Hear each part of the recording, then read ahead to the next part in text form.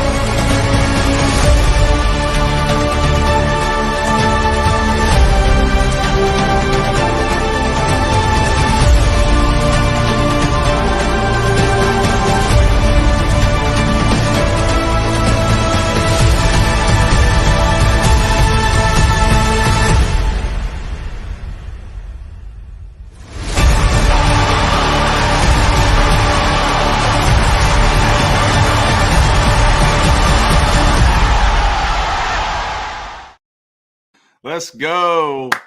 Go Cubs, go. Cubs get it done, but it was not without drama.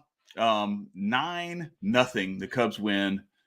10 hits, 9 runs. The Brewers only managed 4 hits, did not score. Justin Steele really getting it done. 5 strikeouts, only 1 walk, and 4 hits. So he only gave up 5 total base runners in 5 innings. Got the win, his first win of the season.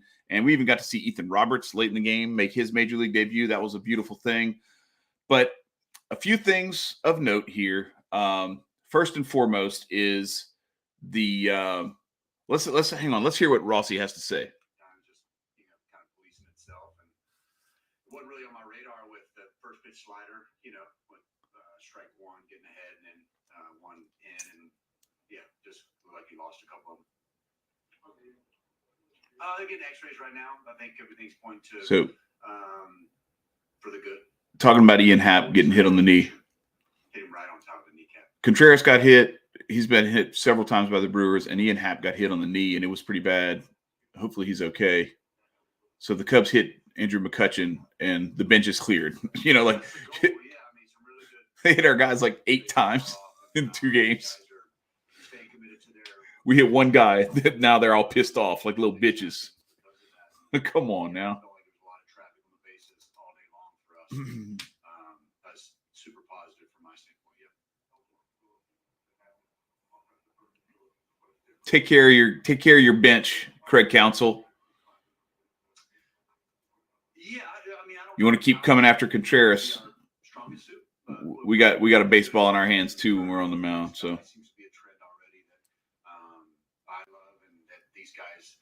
Their characteristics should play out if we continue to put these guys in the right spots. That's the kind of offense I hope we can have.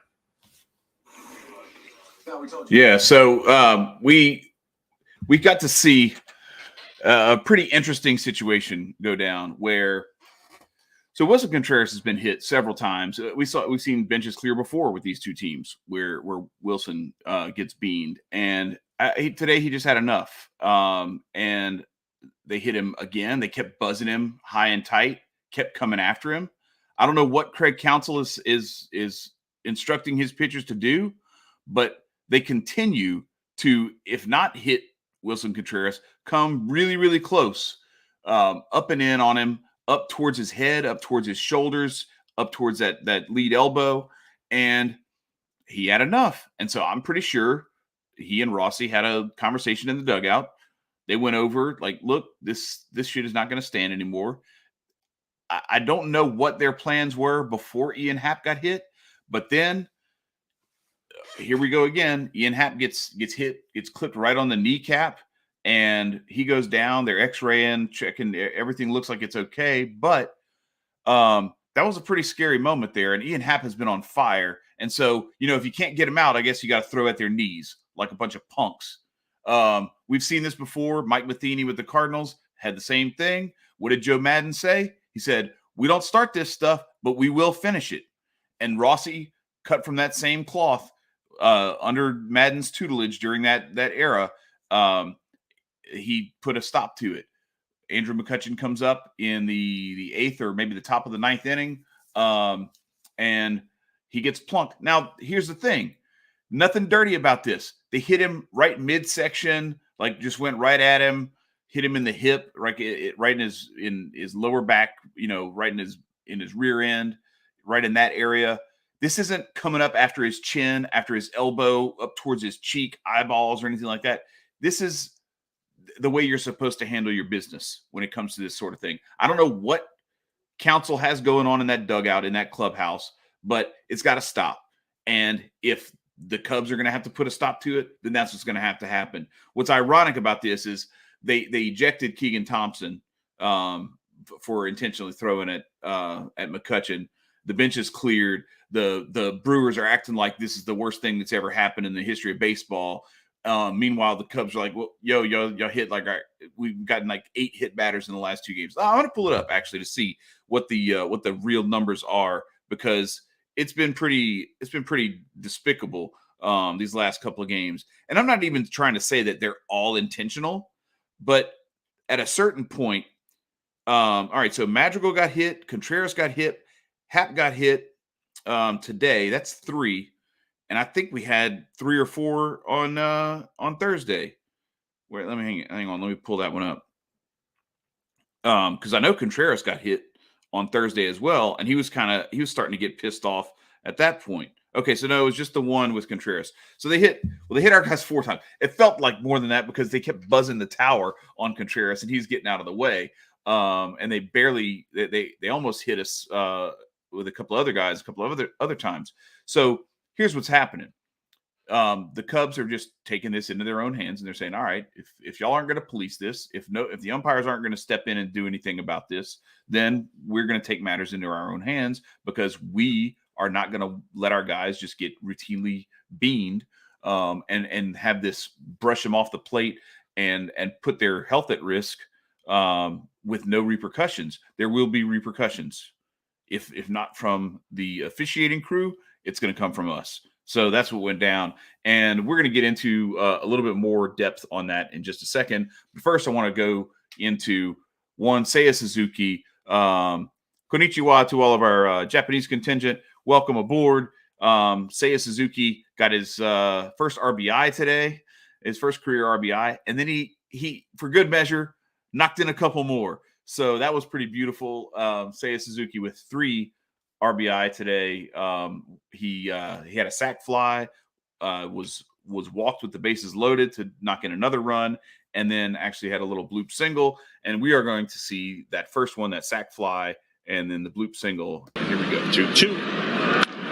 So here we go. Here is the sac fly. I actually thought the line makes the catch, and taking from third and coming in to score is Wilson Contreras. Seiya Suzuki, his first big league RBI, and it's 3-0. And then later on, gets this one. A little broken bat. Center field, Started off a little bit. Up, Doesn't matter though. They didn't get to it in time. It drops in. Scores Another run comes home. It's 4-0. That's Ian Happ. That's before he got hit on the knee. Obviously, you can see he's moving a little better. And then here is the play. Keegan Thompson standing up for Wilson. And they got him. Okay. Went inside and didn't There was some intent there. Got him the second time. And Craig Counsell and the rest of the Brewers are starting to talk about unload, and Craig Counsell they're starting to get a little Contreras. upset. Apparently, and here comes everybody as Jason Hayward sprinting in from center. This is your fault. You started this stuff. Bullpen's empty. empty.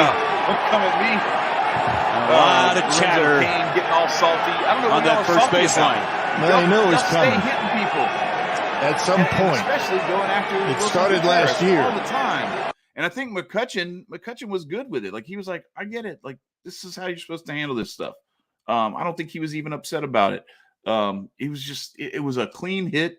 Didn't go after anything where you could break a bone in his hand or anything like that. Just hit him right in the meat of his ass, right on his hip. Nothing. Just a message. That's all it is. Your standard old school, the way that you police things on the field message. That's what was sent. And for some reason, the Brewers and Brewers fans think this is some worldwide calamity that and they're calling Wilson Contreras all kinds of names. Like you keep buzzing this dude all the time, and then you think it's somehow like him being a little punk for getting upset about it. He just goes about his business. He keeps fighting, keeps playing. He says, "Okay, you're going to keep coming at me. All right, we're going to come at you." That's all he did. He didn't go whine or anything like that. This is how you handle business. And so the bench is cleared. Everything was handled, and it'll be interesting to see how this parlays into future meetings between these two clubs, because it has a tendency to carry over for quite a while, and I expect to see that here as well. Now, the one thing I will say, I know you got to do what you got to do. You got to handle your business, and you can't let a team continue to go after one of your guys without retaliating on a certain level. But I was kind of feeling the vibe of this, this big win on Thursday on opening day where you got it done. You knocked out the defending Cy Young Award winner. I liked that energy. And then you come into this one and you just kick Brandon Woodruff's head in and just keep piling on, run away with this game 9-0. In my opinion, you let that sleeping dog lie. I know you have to do something to stand up for Ian Happ and for Wilson Contreras, because it seemed as though these were intentional, or at least borderline intentional pitches where they're going after guys who are either hot or who are, big parts of the lineup, to try to get into their head and to either, I'm not going to say they're trying to hurt Happ so he's not in the lineup, but he's not in the lineup tomorrow, most likely. So mission accomplished, whether that was your mission or not. And then with Contreras and Happ both, if either of them is not injured by this, just the threat of that, when somebody's consistently throwing at you and throwing at your head, throwing at your up in your upper body up here, it's very hard for that not to affect your approach at the plate. So at some point you have to put your foot down and say, you're not going to do this anymore. Or if you do, we're going to start coming after your guys. So I get it, but I would have preferred to let that sleeping dog lie, let the Brewers continue to toil in trying to figure out what the hell's wrong with their team, why they're starting off 0-2, and why their two best pitchers gave up like a combined 10 runs in I don't know, 6 or 7 innings. That's what I would have liked to have seen. That being said, here we are. We'll see how, because it tends to, that's the sort of thing that tends to like rile a team up. And so I wouldn't be surprised to see the Brewers kind of come out with a little chip on their shoulder tomorrow. Hopefully, though, because of the way that they reacted, the Cubs will have a little bit of a chip on their shoulder as well. And we should see a real nice knockdown, drag out, clawing each other's eyes out fight tomorrow. So we shall see, but it should be fun. Should be a lot of fun. And that's it. I just wanted to give a little quick breakdown.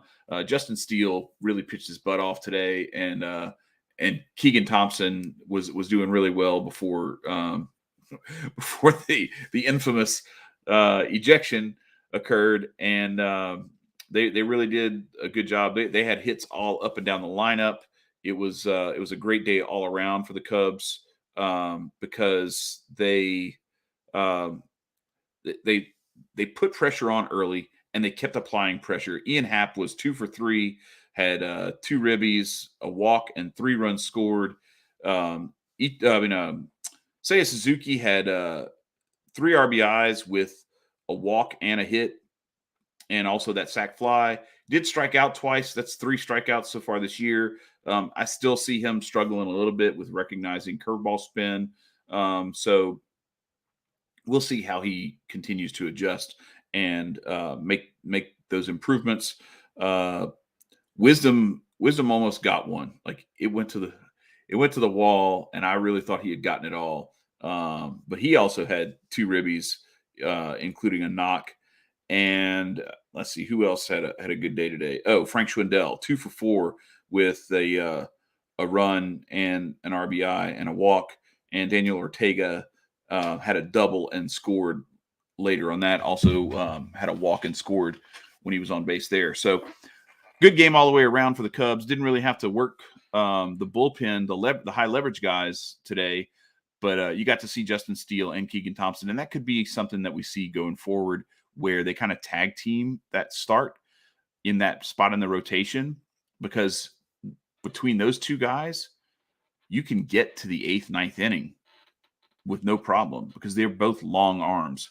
So you got like 5 or 6 out of Keegan Thompson, and then you can just close it out for 3 with with Justin Steele, and then close it out with Keegan Thompson if it's something like this where you get a big lead. So today was a great opportunity for that. It just kind of stinks that they had to go and dip into Ethan Roberts in the 9th because of the ejection, but it is what it is. We were good to see his major league debut. So anyway, Cubs win. We will of course be flying the W today at my house, and we are excited for that. And the Brewers, well, y'all can stay salty in your last place 0-2 start for the season. And I don't know. Hopefully, we didn't wake the monster before they leave Wrigley, but we shall see. And we appreciate you guys coming on. Hope you enjoyed it. Real quick, short broadcast here, and we're gonna send you out with the little video tribute one more time. Y'all enjoy. Peace. Go Cubs, go.